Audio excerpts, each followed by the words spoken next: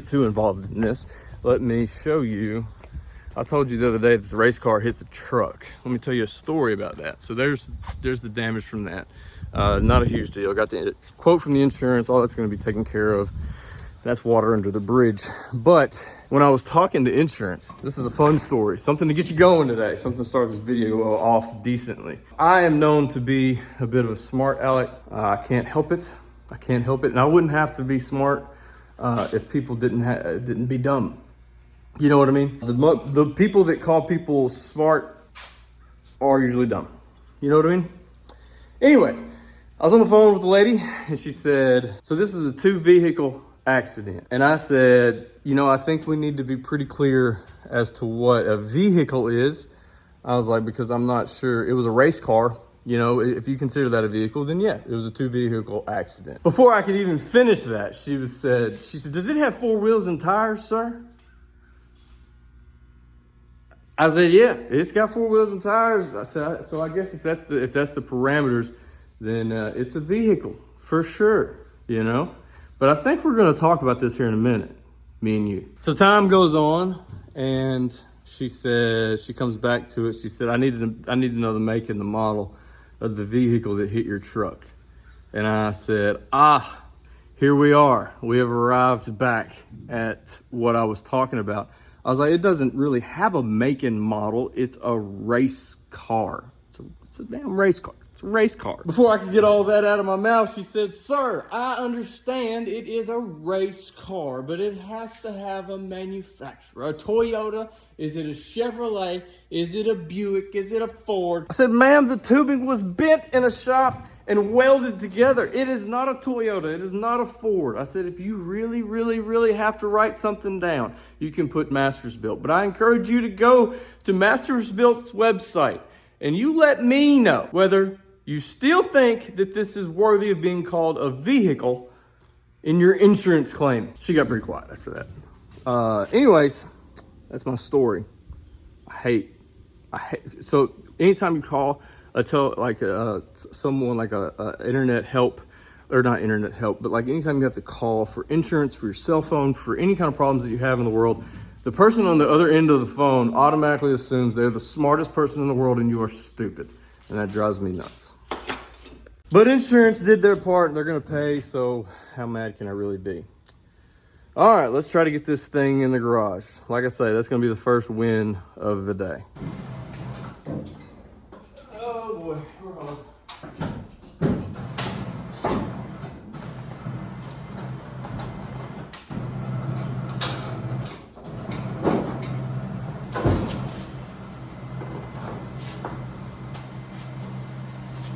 All right, for those of you that have been involved in racing, you know how big of a win it is to get one that's tore up, not only away from the racetrack, but also back into the garage. Like now it's home, now it can be fixed, now it can go back out. I mean, it seems silly, but it's golly, it's such a big deal to be able to get one unloaded into a garage. All right, so let's take a peek at what we've done here.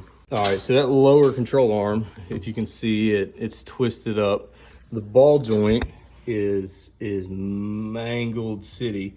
This is a load stick that I put on there just to get it loaded. And we had some problems with the rack that I can't show you right now because we've got the tie rod off because we broke the tie rod as well.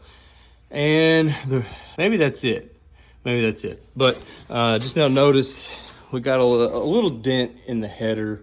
Not something I'm gonna cry about or lose sleep about, but I tell you what we're gonna do.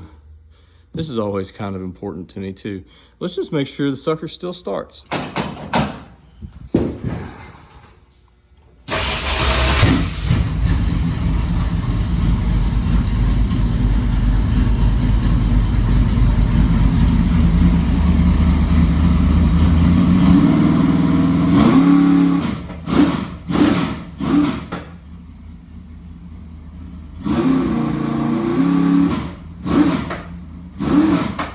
Got a bit of a pop in it. I'm assuming that's from the dinged up header. Let me know how big of a deal that is. I don't know if I need to go ahead and be on the hunt for a right side header or not. I think I might. Do I have a right side header? I can't remember if I have a spare right or not. I mean, if I have a spare right, then I'll just put it on, but I don't remember if I have one or not. Upon further inspection, I do have one. There's one right there. So that's a spare right side header. That makes me feel a little less sick. I don't like buying headers. They're not the craziest, most expensive thing in the world, but they're not the funnest thing to buy. Especially not whenever you've got, you know, body damage is kind of minimal. I mean, this is bent up, but that's not a huge deal. It's got some scrapes, not a huge deal. It's nothing that still can't be wrapped, you know what I mean? So that's kind of what I'm shooting for. This back quarter got chewed on a little bit, but that can be, I mean, that's a few hammers away from being straight again. You can't lose sleep over sheet metal because sheet metal is really easy to replace. And although it's more expensive than what it used to be, it's not a huge undertaking to pay for that and to get it replaced. So what's the plan for right now? So I got parts coming in today. I hope it's everything that I need, minus a shock. We're gonna have to send a shock out. The good news is I have multiple shocks. I have shocks that we can put on that right front. I got the ones that came on that car that we bought, the car that we, you know what I mean? And then I've got one that we ran when we first started, although I'm not sure the valving is even close on it. I'd have to check. But anyways, I'm about to start stripping, clipping, snipping, and dipping. You know what I'm saying? And there's the bumper. And this is gonna sound preposterous to most of you, but I'm gonna run it. Oh my goodness, it's falling. Hang on. YouTube problems, you know what I mean? Anyways, I'm gonna run that. I'm gonna find a way to run that. So you just stay tuned. But I'm gonna either bend that back around or put a little piece of metal under here or something. But we're not buying a new bumper. Not happening. We're gonna find a way to make this work, and I don't think it's gonna be a huge undertaking or a problem. All right, there you go. There's your lower control arm that's bent. You can see, you can tell. See, so if you look at the powder coating, you can tell that it's bent because of that. So there you go. There's a lower control arm. I know a concern would be the spindle also in this situation, but kind of as I joked right there. When I'm looking for something that's bent, powder coating, flaking is usually a telltale sign, and I don't have any. I know the best way to know would be with a spindle checker, but I don't have one, and you know, it looks fine. So we're gonna trust that it is, and then go from there. Eventually, I'm gonna get a spindle checker and just go and check it with that. Talk about service. I ordered these yesterday around lunch, and they're here. Now, I mean, a Mastersville's not that far away. I think they're like 3 hours away, but that's still pretty impressive. Now, the problem that I'm having is there. Do you see this? Do you see this? Whoop, whoop, whoop. You see that? I don't know what's going on. The rack does not look bent. The frame does not look bent. Nothing looks bent, yet this thing is sitting in here significantly more cockeyed. I mean, it's impossible to show you exactly what I'm looking at, but it's something's not right, and I can't figure it out. It's driving me nuts. I understand that there's no real way to know for sure if a car is bent unless it goes on a jig, but there's zero indication on this car that anything's bent. So I don't know what's going on. It's gonna take me a minute to figure it out. When I do, we're all gonna be happy, but I think something's wrong, obviously. I just don't know what it is at this point. Zip, zip, zip, zip, zip, zip. It's the next day. And late in the next day, I should add as well. I got hemmed up by like bolts and things that I needed to go get. I had to go to the parts store. There's a lot of things that happened, so I didn't really film anything else yesterday. But we're looking good here. So the right front's back together. The problem that I had with the rack has been alleviated with a spacer, and I think that's it for the front. Like, the front's back together. The only thing left, we got a couple of things left. As far as repairs go, that bumper right there, I think I made a comment about how I was gonna try to save it, but ultimately it's gonna be more effort than what it's worth. So we're gonna try to get one of those on the way in the morning.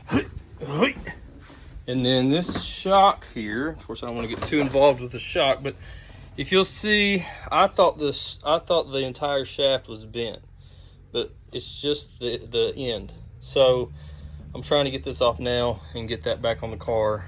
Then we're gonna be super close. So we've kind of caught some blessings in there, and then we kind of, you know, I mean, there's still, like, the bumper's not fun to pay for. Those are pretty high. Not the nose itself, but the bumper. The nose itself is fine. It's plastic. I'll make it work. But the bumper it's just too banged up. I tried. It's got a lot of like rips and bends, and it's just no good. Look at there, right on the wall of shame for my shocks. I didn't put that there. There's no way I was smart enough to put that there. So it had to be my wife. So we give her a lot of crap about cleaning the garage and losing things, but there's no way I was smart enough to put that there. So that was 100% her doing, and 100% she's the reason that I have this. So good job, Macy. Thank you for cleaning and organizing my garage. That one thing minus the 500 things I can't find. If we're looking for good news, and I think we all are at this point, I put this through the test on Smasher, and everything's good. The shock is good. So we're not out money for a shock. When you bang one on the wall, you have to take whatever wins you can get. So yeah, although it may not look like it, this car is almost ready. It's almost ready. Look at her. She's ready. It's pretty blessed that we didn't tear up more stuff than what we did. And I'm going to change out that header. That's the only thing that we got to change the header. We've got to put the shock back on. We've got to get the nose in. I'm gonna order it tomorrow. It should be here Friday. And then we got to bolt everything back together and then send it. That's pretty much it. The plan, here's a plan. Here is a plan. I don't know how much of a plan it is. Saturday, Paducah. I don't see any reason why we can't make that. I don't see any reason why we can't make that other than, you know, if we get done and we just decide, hey, look, you know, it's a really long drive and ultimately I don't know what we're winning, you know, by going down there. If something breaks, it's 2 hours back, you know. I mean, that's not a really long drive, but it is for us when we're used to driving 45 minutes. And we still have Beckett, who hates car rides. So that'd be the only reason we don't go. But I think everything's going to come together, and I think we're going to be able to make it to that. What I really want to do is Friday night they're having a practice at Cedar Ridge, and I would love to be able to take this car down there and practice in it and just make sure there's nothing else stupid that could go wrong before we head to Paducah. It would be just a huge confidence boost for us to be able to go there and it be just a clean ride. That's what we're hoping for. So we'll see.